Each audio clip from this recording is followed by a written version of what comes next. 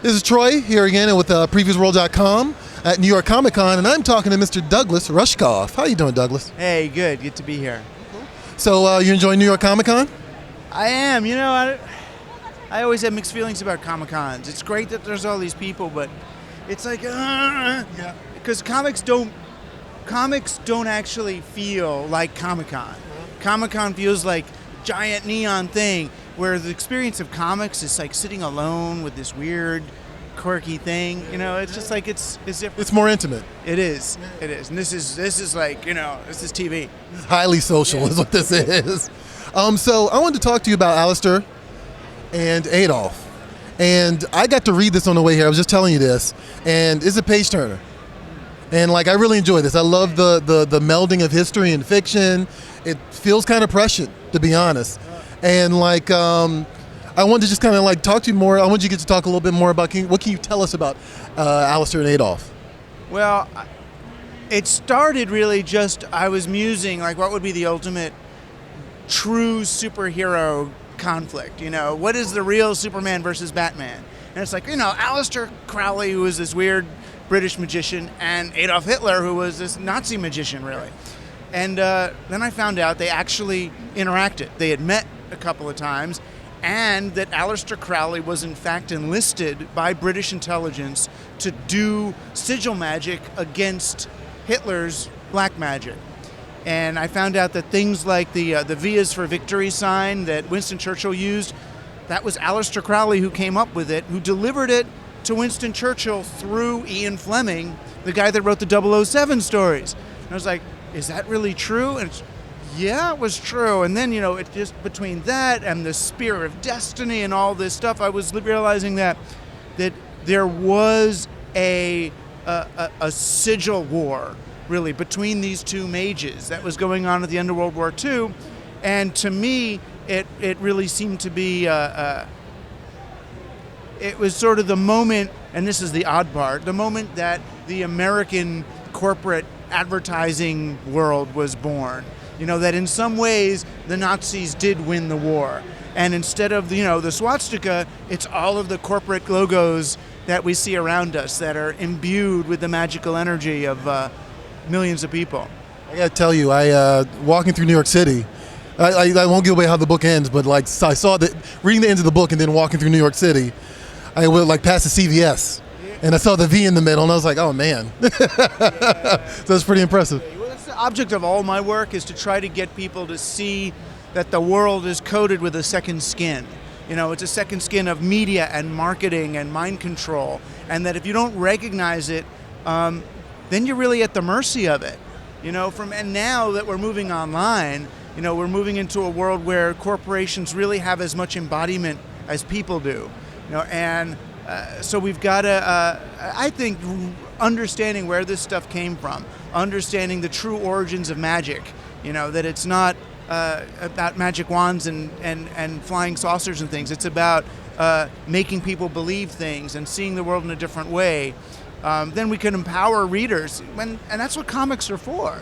You know, comics are, you know, they do something that TV doesn't do and movies don't do. It's that space between the panels, that space in the gutter where you can break open minds. That's awesome. So there's a lot of ideas in this story. Like a lot of ideas, a lot of like, you know, historically significant details. You had to hand this off to Michael Avon Oeming. It's a lot of work. Like, what was it like working with him, the Artist of Powers, bringing him forward and like, you know, bring him into the project and working on something like this? Well, I mean, at first it was great, but believe it or not, Mike was the fourth artist who was brought onto this, and tragedy befell the first three. Yeah, so I started to feel like, don't mess with Crowley. You know, people always say that, and it's like, don't mess with it. And I started to feel bad, and when we invited him to do it, that, oh no, is like something bad going to happen to him? But he's such a positive energy. He's such a positive person, but also really into the occult and the weird, that he just plowed right through it. And he was the guy who, reading the script, saw what I was saying. He understood what I was describing in terms of the way we move through this world. He was the only guy who really got that this book is meant as like a corridor. It's like a passage that you move through, not just a series of pictures. And he got it right away. That's awesome. So, reading this book, I feel like there's a lot of required reading that also come with this book. So I wanted to ask you, what inspired this outside of Crowley? What other details inspired it? One, it was Crowley. There's a great book about Crowley's espionage activity that's called Secret Agent 666. It's about him. And then reading about the Spear of Destiny that Adolf Hitler went and grabbed, and he thought was all magical. A lot about Patton, reading about Patton and Patton's work developing swords. He makes an appearance in there, and Patton was the guy who retrieved the Spear of Destiny from Hitler, and then Hitler lost the war 2 weeks later. So there's some belief in that. So yeah, there was a lot of looking at World War II, but a lot of it was also the kinds of conversations I've had in the past with guys like Grant Morrison, who are really into sigil magic and how it's been appropriated by everyone from Coke and Pepsi to Exxon and IBM to control society in a certain way and to help. He's really Grant's always been about trying to help people see the magic behind the curtain, rather than just accepting it. And so he was really kind of instrumental as someone to talk to about this stuff. That's really awesome. I could talk to you about this all day, but do you have any more upcoming projects that you're working on? Any more stuff with Dark Horse potentially, or just other stuff in general? Trying to think. Well, I just had this big book come out. It's a nonfiction book called Throwing Rocks at the Google Bus, which really looks at the digital economy and how it didn't work out. They're getting richer, we're getting poorer. These technologies are just surveillance technologies, extracting value from us and not really doing anything. So I wrote that, and I'm still I'm hawking that. And I just started a podcast called Team Human. The idea that we're the team, that we are the humans. And are you on Team Human or are you on Team Machine? Or Team Capitalism or something.